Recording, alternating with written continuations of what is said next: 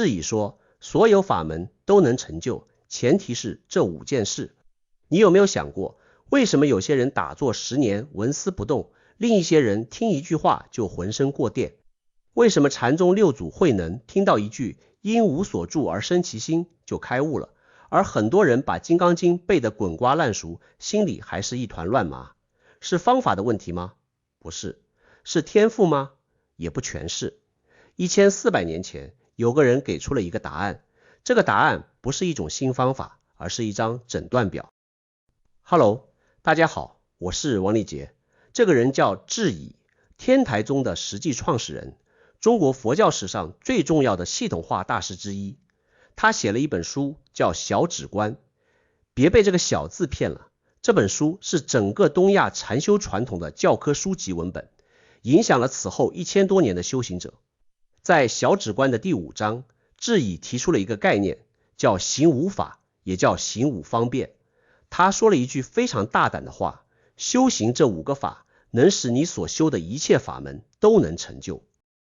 注意，他说的是一切法门，不是某一种，不是特定的某个路径，是所有法门。这句话的信息量巨大，他不是在推荐某种方法比别的好，他是在说方法本身不是决定因素，决定因素是你在用任何方法之前有没有把5个前提条件装好。这就像你买了一台顶配电脑，硬件拉满，但操作系统没装，你往里面塞什么软件都跑不起来。智以说的行无法就是修行的操作系统。这5样分别是欲、念、精进、慧、一心，每一个都不是你以为的意思。先说第一个，欲。佛教不是反对欲望吗？怎么把欲放在第一位？因为这个欲不是贪欲，是渴望。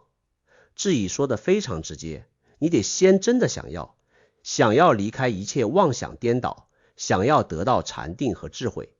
佛陀的原话叫做一切善法，欲为其本。这个欲翻译成现代语言就是内在驱动力。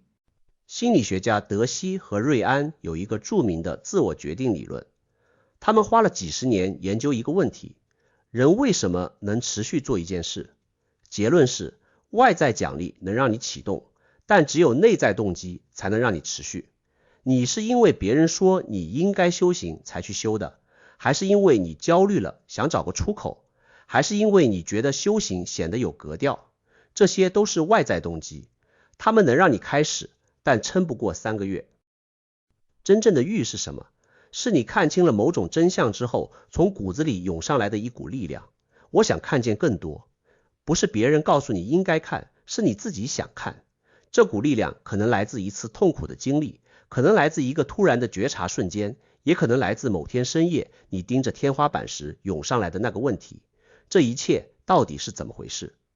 佛陀当年离开王宫，不是因为有人教他该走，是他自己看见了老、病、死之后，心里那个问题再也压不住了，那就是欲。没有这个，后面4步全部白搭。它是火箭的燃料，发动机再好，没有燃料，1毫米也飞不动。第二个，念，不是念佛的念，是记住的念。智以说，要念世间为凄狂可见，念禅定为尊重可贵。翻译一下就是，你得不断提醒自己，世间的那些快乐是短暂的，靠不住的，而禅定智慧带来的清明是真实的，持久的。这听起来像自我洗脑，不是，这是你大脑的一个基本运行机制。你的大脑每秒钟处理海量信息，但意识能抓住的极其有限。什么东西能进入你的意识？只有你的大脑认为重要的东西。你刚买了一辆红色的车，突然发现满大街都是红色的车，不是红色的车变多了，是你的大脑把红色的车标记为重要信息了，它的优先级被提上去了。念做的事情就是这个，把我为什么修行这个信号持续盯在注意力的最高优先级上。否则会怎样？你今天打了坐，觉得很清静，明天刷到一个短视频特别好笑，后天朋友叫你去吃火锅，大后天公司有个项目要赶，1周之后你已经完全忘了自己为什么坐在蒲团上。不是你意志力差，是你大脑里那面写着初心的白板被更刺激的信息一层一层盖住了。念就是一颗钉子，把那面写着初心的白板钉在墙上，不让它被任何东西覆盖。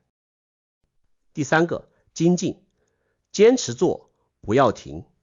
但智乙用了一个比喻，极其精准，钻木取火。你知道钻木取火最关键的是什么吗？不是力度，是连续性。你拼命钻了5分钟，累了歇一下，就这一下，木头的温度降下来了，你之前积累的全部热量归零。你必须不间断的钻，哪怕手心磨出了血泡，哪怕看不到一丝火星，不停，热量就在一点一点的积累。停一次，从头再来。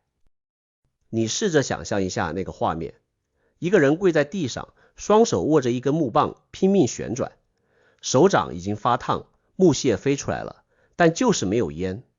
他不知道火会在下一秒出现，还是下1个小时出现。他唯一能做的就是不停。这跟我们之前好几期视频聊过的突触可塑性原理完全一致。你的大脑是可以被重新连接的，但条件是持续的定向的刺激。你打1次坐，神经通路微微动了一下，打100次，新通路开始成型，打1000次，这条新通路变成默认模式。但如果你中间断了太久，旧的通路会立刻恢复主导地位。大脑不给你存档，你不能打到一半保存进度，下次接着来，你必须一直钻。第4个，慧。这个慧不是开悟的那种大智慧，是理性分析的能力。智乙说的非常务实，你得算清楚一笔账。什么账？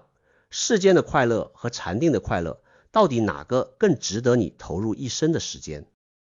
他的原话是这样的：世间之乐，乐少苦多，虚狂不实，是失是轻。禅定智慧之乐，无漏无为，寂然闲旷，永离生死，是得是众。这是什么？作为一个投资人，我太熟悉这个了。这就是风险收益分析。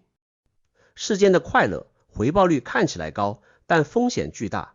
你赚到了钱，怕丢；你得到了爱情，怕变；你获得了名声，怕被人诋毁。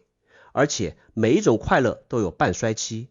你买了新手机，开心3天，然后就习惯了，然后你需要下一个刺激。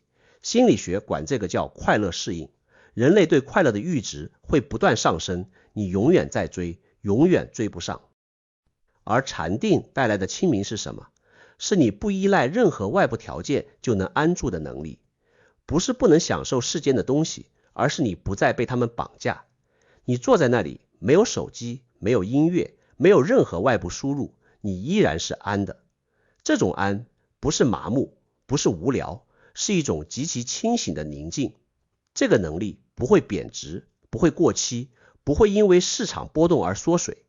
用投资的话说，这是你这辈子能找到的唯一一笔零风险、永久复利的投资。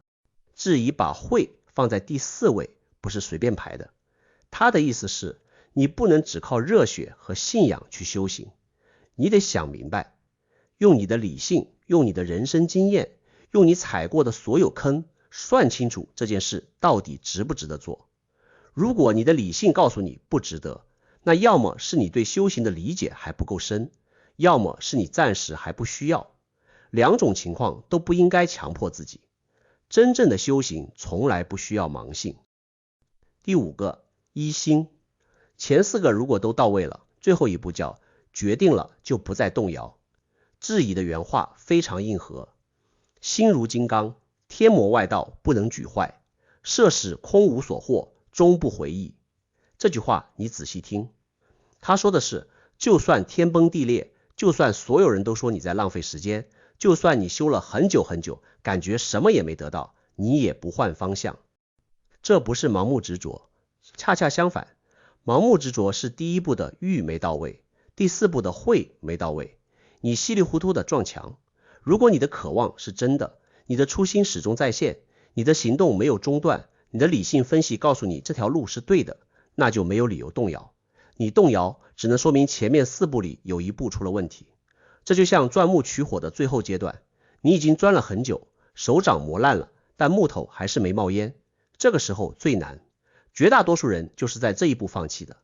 质疑说不要停，火就在下一秒。你看，这5步不是5条独立的建议，它们是一个系统。欲是燃料，念是导航，精进是引擎，会是仪表盘，一心是方向锁定。5个全部到位，系统才能运转。任何一个缺了，系统就会漏气。我们之前在讲解《生密经》的时候聊过止观。弥勒菩萨问佛陀怎么修行，佛陀说先止后观，让心安定下来，再如实看见。